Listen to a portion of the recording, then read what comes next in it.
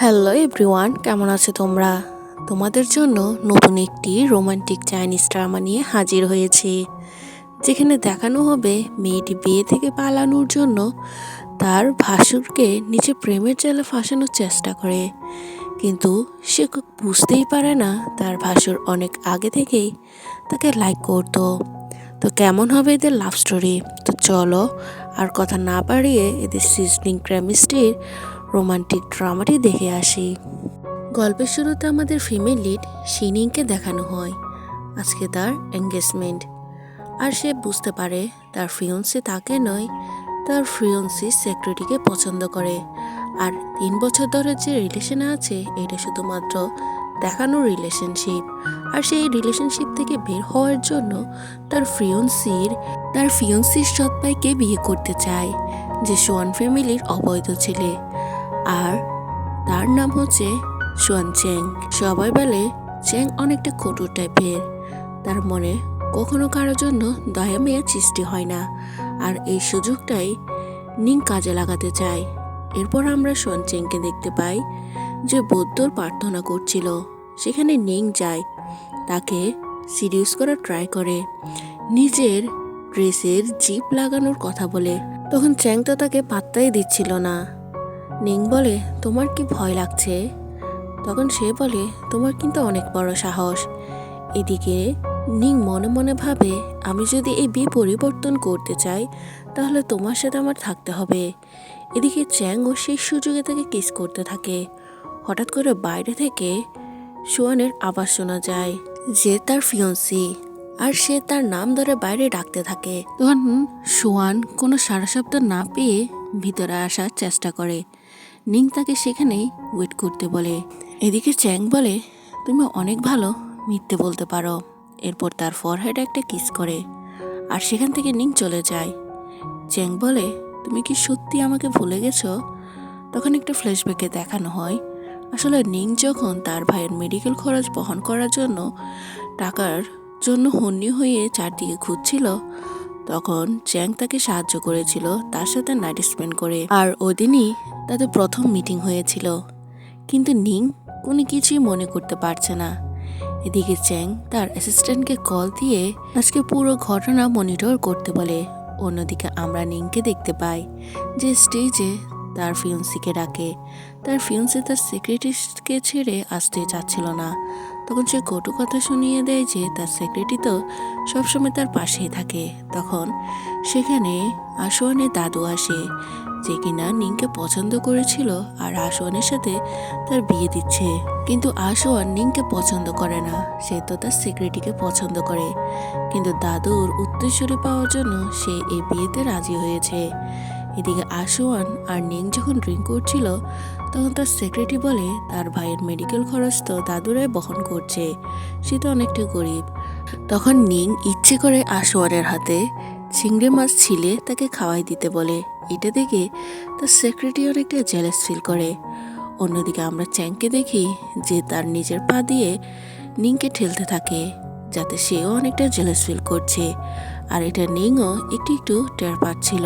এদিকে দাদু বলে চ্যাং অনেক বছর পরে দেশে ফিরেছে, আর দুনো ভাই মিলে তাদের কোম্পানিতে কাজ করবে।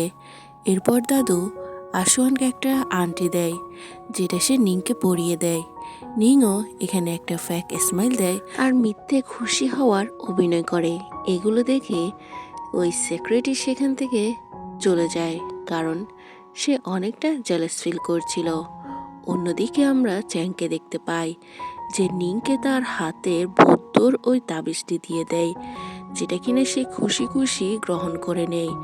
কিন্তু আচেনের এটা একদমই পছন্দ না। পরে সে রুমে এসে নিংকে ওই গিফটটি দিয়ে ফেলতে বলে, কিন্তু নিং বলে এই গিফটটি তারই এক সময় প্রয়োজন হবে। আর তখন আসন বলে, তুমি অনেকটা চালাক। আর এই কথোপকথন দূর থেকে চ্যাং শুনতে পাই। এদিকে আমরা নিংকে দেখি যে তার ভাইয়ের সেবা করছিল। তার ভাইয়ের জন্য আসলে এই বিয়েতে সে রাজি হয়েছে, কারণ সে দাদুর ঠিক কেয়ার করত। আর তার ভাইয়ের মেডিকেল খরচ এতটাই ছিল যে তার একার পক্ষে এই টাকাগুলো বহন করা সম্ভব ছিল না। আর দাদু যখন তাকে বিয়ের জন্য অফার দেয়, সে রাজি হয়ে যায়। অন্যদিকে সে জানে এই বিয়ে না করলে তার ভাইয়ের মেডিকেল খরচ অফ হয়ে যাবে, তাই সে এই বিয়ে পরিবর্তন করতে চায়। এরপর আমরা নিংকে দেখতে পাই যে কাজের সূত্রে একটা হোটেলে যায়, যেখানে কিনা সে চ্যাংকে সিডিউস করার ট্রাই করে। সে তাকে নানা ধরনের প্রলোভন দেখায়। চ্যাংও তার সাথে অভিনয়ে তাল মিলায় আর নিংকে রুম থেকে বের করে দেয়। নিং তখন অনেকটা রেগে যায় চ্যাংয়ের উপর। আর এদিকে চ্যাং তার বাইরের সিসিটিভি ফুটেজ চেক করার জন্য ওয়েটারকে কল করে। তখনই একটা লোক এসে নিংয়ের সাথে মিসবিহেভ করে, আর নিংও কম না, সেই লোকটিকে ইচ্ছে মতো ধোলাই করতে থাকে। যখন চ্যাং দরজা খোলে তখন নিং অভিনয় করে বলে এই লোকটি তার সাথে মিসবিহেভ করতে চেয়েছিল। তখন চ্যাংও ওই লোকটিকে ওয়ার্নিং দেয়, আর সেই লোকটি ভয়ে এখান থেকে চলে যায়। আর চ্যাং হঠাৎ করে নিংকে কুলে তুলে রুমে নিয়ে যায় আর তার হাত হ্যান্ডকাপ দিয়ে লাগিয়ে দেয়, কারণ সে জানে নিং তার সাথে কি করতে চাচ্ছে। কিন্তু চ্যাং তাকে এটা পাত্তা দিচ্ছে না। নিং প্রায় অনেকটা অসহায়ের মতো সেখানে ঘুমিয়ে পড়ে। আর এদিকে চ্যাংয়ের অ্যাসিস্ট্যান্ট তার কাছে একটা ফাইল নিয়ে আসে। তখন সে বলে নিং এসব করছে তার ভাইয়ের মেডিকেল খরচের জন্য। অন্যদিকে নিং যখন ঘুমের মধ্যে আশুয়ানের নাম নেয়, চ্যাং অনেকটা রেগে যায়। সে বলে তুমি আমার বিছানায় ঘুমিয়ে অন্যজনের নাম নিচ্ছ। অন্যদিকে সে একটা ছবি তুলে আশুয়ানকে পাঠিয়ে দেয়। এদিকে আশুয়ান তার সেক্রেটারির সাথে রোম্যান্স করছিল। যখন সে ওই ছবিটি দেখতে পায় তখন সে অনেকটা রেগে যায়, কিন্তু তার সেক্রেটারি বলে তুমি এখন গিয়ে ওদের ডিস্টার্ব করিও না, সময় হলে ওদের মাধ্যমে তুমি দাদুকে বোঝাতে পারবে আর এই বিয়েটি ক্যান্সেল করতে পারবে। পরের দিন সকালে আশুয়ান নিংয়ের উপর অনেকটা রেগে নিংকে খুঁজতে ওই হোটেল রুমে যায়। সে নিংকে প্রশ্ন করে তুমি তার ভাবি হও, তার সাথে একই রুমে একই বিছানায় কি করছো? নিং তো কোনো কিছু এক্সকিউজও দিতে পারছিল না। তখন সেখানে সঠিক সময়ে দাদু আসে আর বলে তুমি নিংয়ের উপর এতটা উত্তেজিত হচ্ছ কেন? আমি সিসিটিভি ফুটেজে দেখেছি নিং লেট নাইট কাজ করেছে, আর তার এই সময় হোটেলে যাওয়া ঠিক হবে না, তাই সে রেস্ট করার জন্য এখানে চলে এসেছে। আর তুমি এখনই নিংয়ের কাছে ক্ষমা চাও। তখন আশুয়ান তার কাছে ক্ষমা চায় আর বলে সে নিংকে অনেক ভালোবাসে, তাই তার জন্য দুশ্চিন্তা করছিল। এদিকে আমরা চ্যাংকে দেখতে পাই যে বড়দের প্রার্থনা করছিল আর বলে সে যে মেয়েকে ভালোবাসে সেই মেয়ের মন যাতে সে জয় করতে পারে। এবার সেখানে নিংও উপস্থিত হয়। সেও প্রার্থনা করে সে যেটা চায় সেটা যাতে পূর্ণ হয়ে যায়।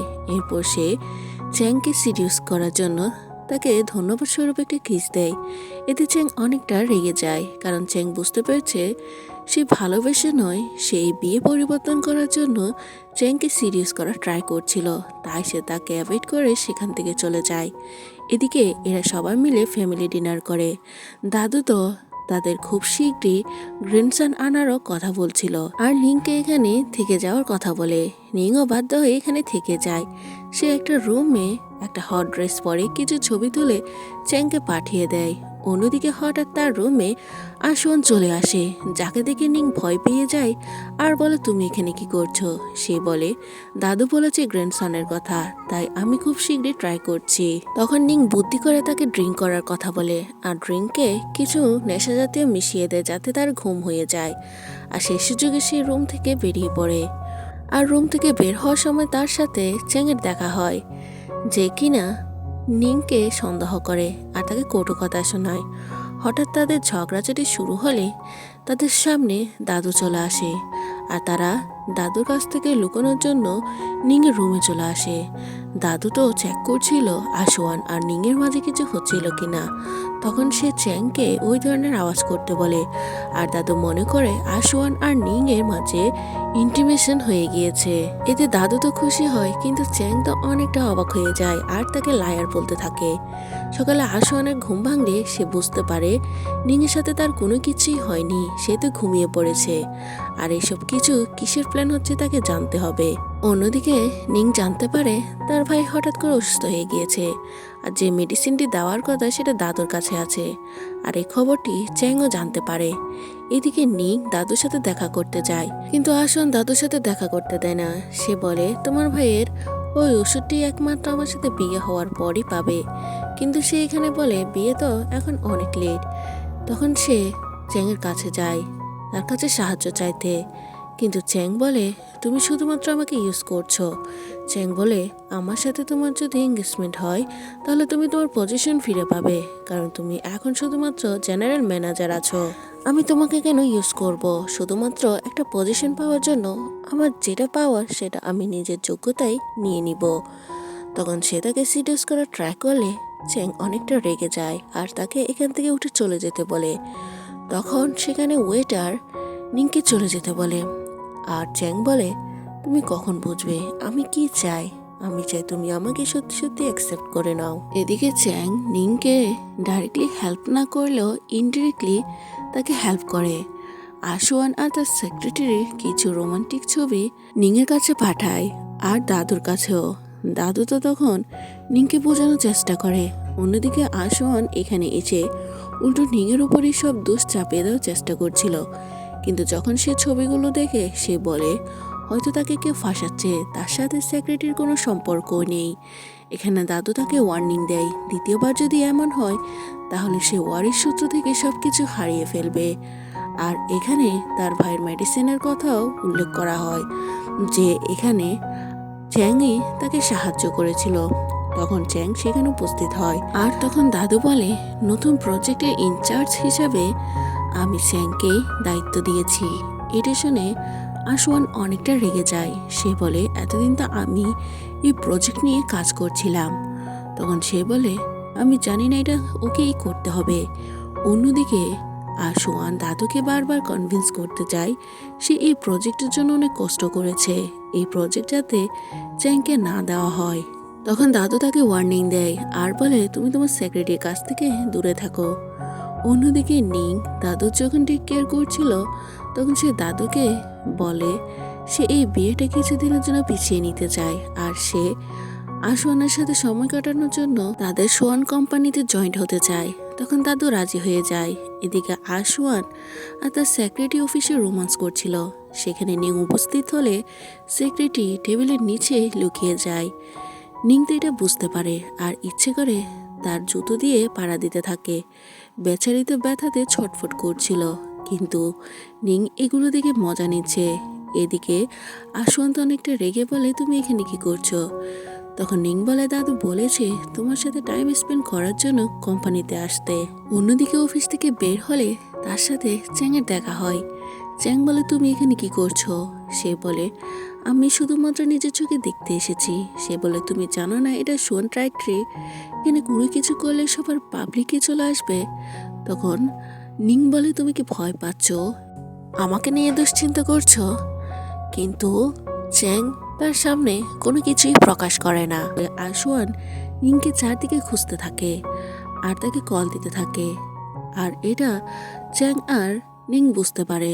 তখন সে মোবাইল ফোনটি রেখে সেখান থেকে চলে যায়, আর হঠাৎ করে নিং উপর থেকে এসে বলে তার মোবাইল ফোনটি হারিয়ে গিয়েছিল, আর এটা খুঁজতে তারা নিচে নেমে এসেছে। তখন আশুয়ান চালাকি করে চ্যাংকে কল দিয়ে বলে তুমি কি জানো নিং কোম্পানিতে এসেছে? তখন চ্যাং বলে না আমি জানি না সে কোম্পানিতে এসেছে। এরপর সে কলটি কেটে দেয়, আর ফ্ল্যাশব্যাকে দেখানো হয় আসলে চ্যাং সেলফোনটি নিচে ফেলে দিয়ে নিংকে নিয়ে উপরে উঠে যায় যাতে আশুয়ান কিছু বুঝতে না পারে। এর পরের সিনে আশুয়ানের সেক্রেটারি নিংয়ের উপর প্রতিশোধ নেওয়ার জন্য গুরুত্বপূর্ণ ফাইল নিংয়ের কাছে নিয়ে আসে যাতে নিংকে ভালো মতো ফাঁসানো যায়। আর নিংও সে কর্মকাণ্ড ভালো করে বুঝতে পেরেছে, তাই সে সেখানে কিছু সিসিটিভি ফুটেজে এই সব তথ্য কালেক্ট করে রাখে। এরপর ফাইনালি একটা মিটিং হয় যেখানে তার গুরুত্বপূর্ণ ফাইল থেকে কিছু কপি চুরি হয়ে গিয়েছে, আর এই সব দোষগুলো নিংয়ের উপরে দেওয়া হয়। নিং তো প্রথমে ভোলাবালা সাজে আর বলে সে এই ফাইলের কোনো কিছুই হেরাফেরি করেনি। এদিকে আশুয়ান বলে নিং যেহেতু দোষ করেছে তাহলে তাকে শাস্তি পেতেই হবে। নিং বলে তাহলে তাকে কেন ইম্পর্টেন্ট ডকুমেন্ট দেওয়া হয়েছিল যেহেতু সে নতুন ছিল, আর ওই ইম্পর্টেন্ট ডকুমেন্ট সরিয়ে তাকে মিথ্যে অপবাদ দেওয়া কেন হচ্ছে? তখন আমাদের সেক্রেটারিকে দেখানো হয় যে কিনা মুখটা ফ্যাকাশে করে নেয়। সে বলে তার কাছে যথেষ্ট প্রমাণ আছে।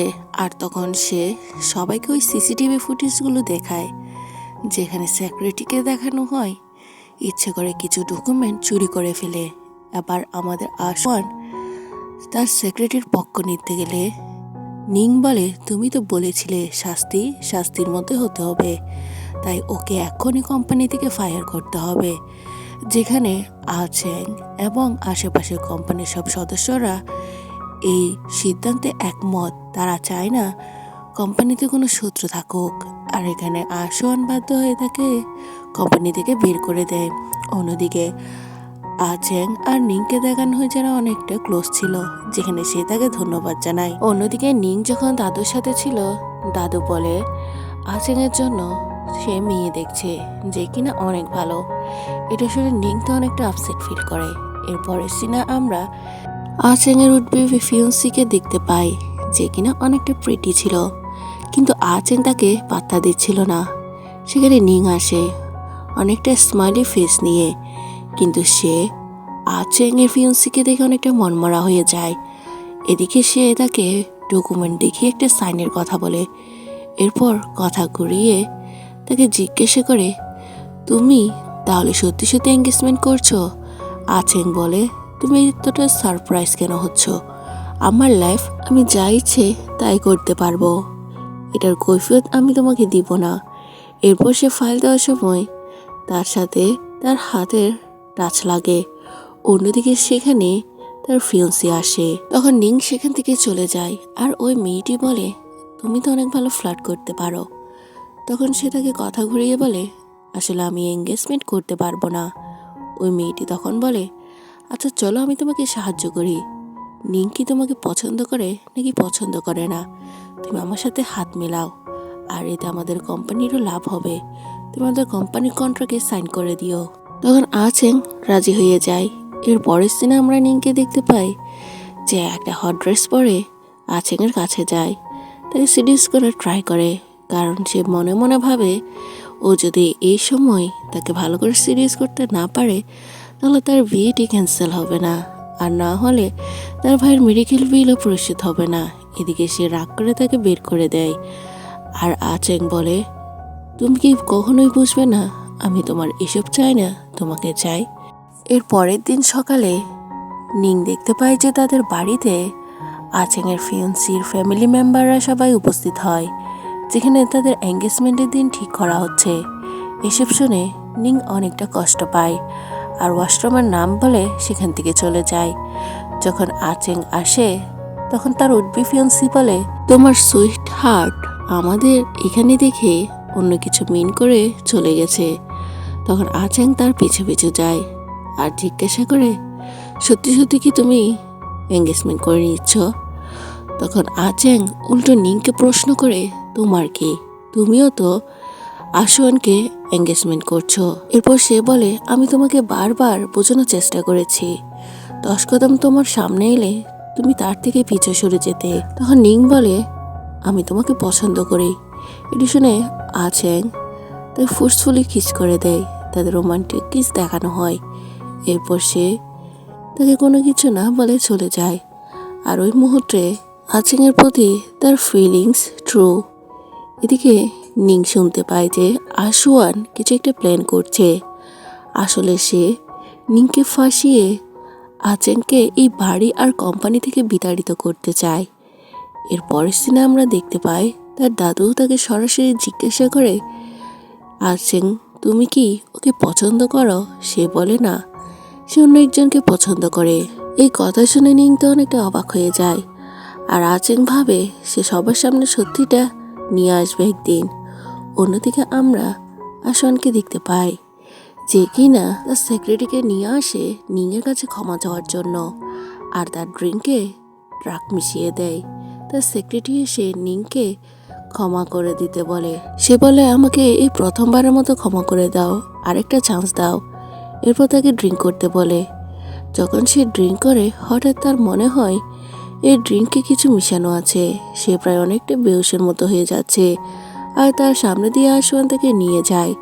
আচেং এটা দেখে থাকে। হঠাৎ করে তার ঘরের দরজা অফ করে দেওয়া হয়। আর এসব কিছু নিংয়ের একটা চাল ছিল, কারণ সে আগে বুঝতে পেরেছে আশুয়ান কি করবে।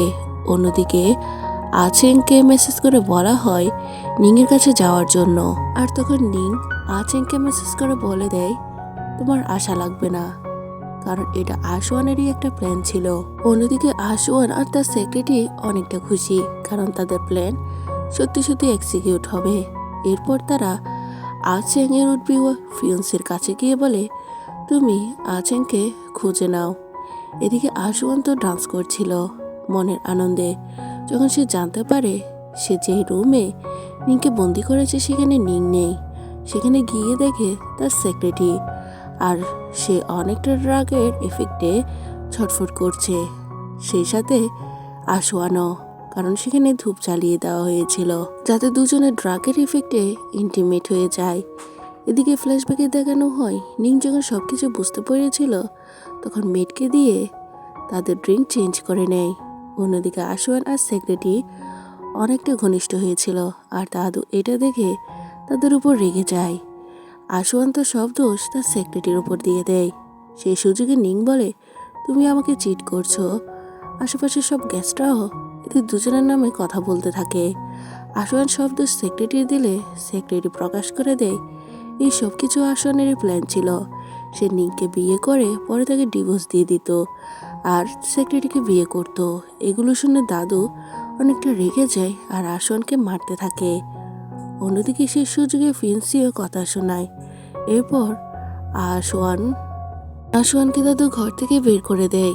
অন্যদিকে দাদু নিংকে বলে দেখো আমি চাই যত কিছু হয়ে যাক না কেন তুমি আমার এই বাড়ির নাতবো হও। দেখো আশুয়ান ভুল করেছে, কিন্তু তোমাকে আমি এখন আমার নাতবো হিসেবে অ্যাকসেপ্ট করি। তাই তুমি যদি তোমার ভাইয়ের ওষুধ খরচ এখনও আমাদের কাছ থেকে পেতে চাও তাহলে এই এঙ্গেজমেন্টটি অ্যাকসেপ্ট করে নাও। এগুলো শুনে নিং অনেকটা ভেঙে পড়ে। দাদু এখনও আশুয়ানের সাথে তার এঙ্গেজমেন্ট ধরে রেখেছে। সে চেয়েছিল আচেংয়ের সাথে নতুন করে সবকিছু শুরু করতে। এদিকে মনমরা হয়ে দাদু রুম থেকে বের হলে আচেং জিজ্ঞাসা করে কি হয়েছে তোমার। সে বলে আমার কি হয়েছে সেটা তোমাকে দেওয়ার মতো আমি মনে করি না। এদিকে সে বলে তুমি প্রথমে আমাকে সিরিয়াস করেছিলে, এরপর তাকে জোর করে রুমে নিয়ে যায়, তাকে জোর করে কিস করতে থাকে। একসময় সে বুঝতে পারে যে মেয়েটির সাথে সে ফোর্স করছে আসলে সে মেয়েটি তো তার ভালোবাসার মানুষ, তাই সে তাকে আর জোর করে না, উল্টো তাকে নিজের বুকের মধ্যে রেখে বলে সব কিছু সে ঠিক করে দিবে। সে যদি চায় তাহলে তার ভাইয়ের মেডিকেল খরচও আচেং বহন করবে, শুধু তাকে একটু বিশ্বাস করতে হবে। পরের দিন সকালে যখন ঘুম ভাঙে নিং সেখান থেকে খুব শীঘ্রই চলে যায় আর আচেং আশুয়ানের ডিএনএ রিপোর্ট বের করতে বলে। এদিকে খাবার খাওয়ার সময় আশুয়ান নিংকে বলে আমি জানি তুমি আমাকে বিয়ে করতে চাও না, কিন্তু তোমাকে বিয়ে করা আমার প্রয়োজন, তারপর হয়তো তোমাকে ডিভোর্স দিয়ে দিব। এগুলো বলে তাকে ওয়ার্নিং দিলে সে আশুয়ানের গলায় একটা ছুরি ধরে। সে বলে আমি এমনিতে তোমাকে বিয়ে করতে চাই না, তাই আমার রাস্তায় তুমি আসিও না। এতে আশুয়ান ভয় পেয়ে যায়। অন্যদিকে দাদু আচেং আর আশুয়ান একটা প্রজেক্ট ডিসকাশন করছিল। আবার দাদু ইচ্ছে করে সেই প্রজেক্টের ইনচার্জ আশুয়ানকে করে দেয়। পরে সেই প্রজেক্টটি ডিল ফাইনাল করার জন্য আচেং আর আশুয়ান দুজনে নিংকে নিয়ে উপস্থিত হয়। এদিকে আচেং অনেকটা রেগেছিল নিংয়ের উপর, কারণ সে তার ভালোবাসা প্রকাশ করলেও বারবার সে দূরে চলে যায়, তাই ইচ্ছে করে ড্রিঙ্ক ফেলে তার ড্রেস খারাপ করে দেয়। তখন নিং ওয়াশরুমে যায় আর আচেংও তার সাথে ওয়াশরুমে যায়। সে বলে তুমি এখন আমার কাছ থেকে কেন দূরে পালাচ্ছ? আগে তো তুমি প্রথমে আমাকে সিরিয়াস করেছিলে। তখন সে বলে হ্যাঁ সিরিয়াস করেছিলাম, কিন্তু শ্যান ফ্যামিলিতে তোমার কোনো হায়ারের কোনো পজিশন নেই, সব পজিশনই আশুয়ানের কাছে। এগুলো বলে সে সেখান থেকে চলে যায়। আর এদিকে মনমরা হয়ে আচেং ফিরে আসে। অন্যদিকে আশুয়ান সে কন্ট্রাক্টে সাইন করে নেয়। এর পরের সিনে আমরা নিংকে দেখতে পাই যে বিয়ের ড্রেস পরেছিল। তখন সেখানে আচেং যায়। সে বলে তুমি বিয়ে করতে পারো না, তুমি কি ভুলে গিয়েছো তুমি আমাকেই পছন্দ করো? কিন্তু সে কথা ইগনোর করে চলে যায়। আর দাদু তো অনেকটা হ্যাপি ছিল, কারণ নিংয়ের সাথে আশুয়ানের বিয়ে হচ্ছে। হঠাৎ করে তাদের বিয়েতে কারেন্ট চলে যায় আর আচেং আবারও নিংয়ের কাছে যায়। সে বলে, চলো আমার সাথে। নিং তখন অনেকটা ভয়ে ছিল। সে বলে, তুমি এখান থেকে চলে যাও, যদি কারেন্ট আসে আর সবাই দেখে নেই আমাকে ভুল বুঝবে। তখন চ্যাং তাকে কিস করে বলে, দেখুক সবাই, জানুক সবাই যে আমি তোমাকে পছন্দ করি। তুমি যদি সবার কাছে স্বীকার না করো তাহলে 3 পর্যন্ত আমি সবাইকে এক্সপোজ করে দিব। তখন নিং অনেকটা ভয় পেয়ে যায় আর চোখ বন্ধ করে নেই। হঠাৎ করে কারেন্ট চলে আসে আর আশুয়ানের কাছে ওই লোকগুলো আসে যেখানে আশুয়ান ফ্রড কেসে অনেকগুলো লোন নিয়েছিল। আর এগুলো দেখে দাদু তাকে থাপ্পড় দেয় আর তাদের বিয়েটা আপাতত ক্যান্সেল হয়ে যায়। এরপর আচেং নিংয়ের কাছে যায়, তাকে কোট পরিয়ে দেয়। তখন নিং বলে, তুমি না এসব করেছো আমার বিয়ে ভাঙতে? সে বলে, আমি তোমাকে পছন্দ করি আর তুমি যদি চাও আমার পজিশনে ঠিক করে তোমার ভাইয়ের মেডিকেল ফিসও আমি বহন করতে পারবো, আর চলো আমরা পার্টনার হয়ে যাই। তখন নিং তাকে একটা কিস করে দুজনের মাঝে পার্টনারশিপ কমপ্লিট করে নেয়। অন্যদিকে দাদুর কাছে আশুয়ান বারবার ক্ষমা চাইতে যায়, কিন্তু এখনও দাদু আশুয়ান আর নিংয়ের বিয়ে নিয়ে পড়ে আছে। সে বলে, দেখো ও আমার একমাত্র নাতি, তাই আমি চাই না তাকে এই সম্পত্তি থেকে বঞ্চিত করতে। দিকে দরজা খুলে আশুয়ান নিংয়ের হাতে একটা ফাইল দেখতে পায়। সে মনে করে ওই ফাইলটি আচেংয়ের জন্য, হয়তো দাদু তাকে বিশেষ সম্পত্তি থেকে বঞ্চিত করছে। এর জন্য সে একটা প্ল্যান করে, দাদুর ড্রিঙ্কে কিছু মিশিয়ে দিয়ে দাদুকে বেহুশ করে দেয়।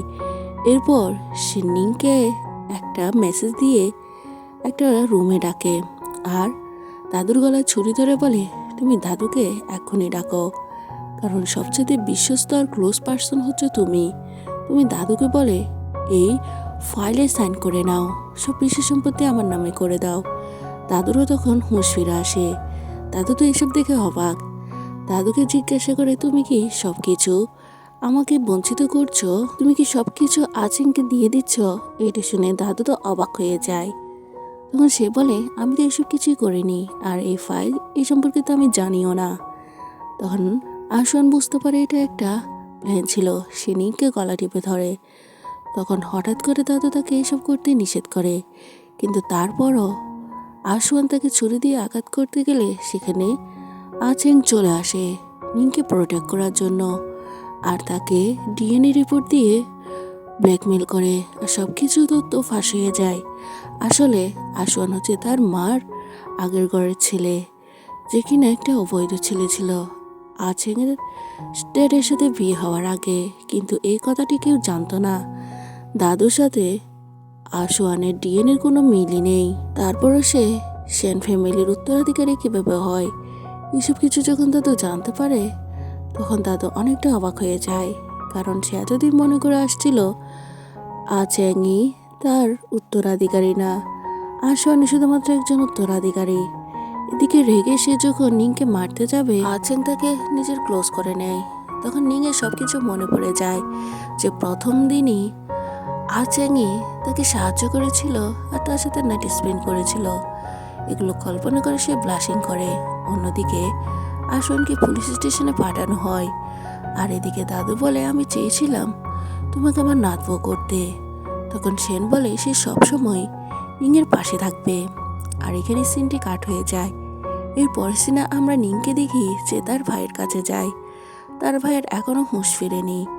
তখন আচেং তাকে বোঝায় যে তোমার ভাই খুব শীঘ্রই সুস্থ হয়ে যাবে। এদিকে আচেং নিংকে একটা আংটি দেয়।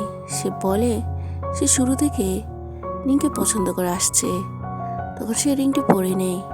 এরপর বলে, তার মানে আমাকে অ্যাভয়েড করা সবকিছু তোমার একটা চাল ছিল। এরপর তার কান টেনে নেয় আর বলে সে কখনো আচেংকে ছেড়ে যাবে না। আর এখানেই দুজন দুজনকে জড়িয়ে ধরে।